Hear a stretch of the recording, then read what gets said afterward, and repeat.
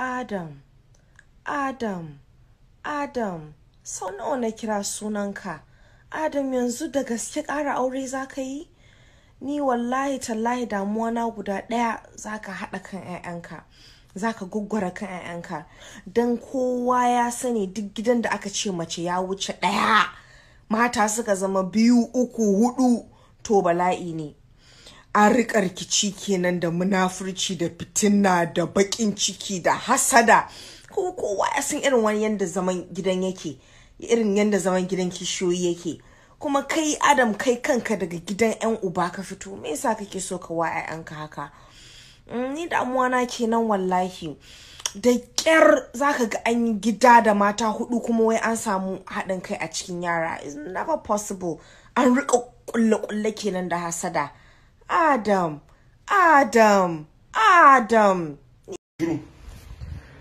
Jaruma,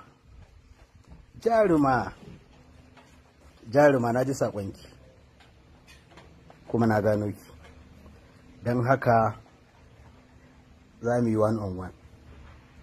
Za ki ga alat, ki haɗa min kayayyaki iri-iri na gyaran gida saboda tsaro.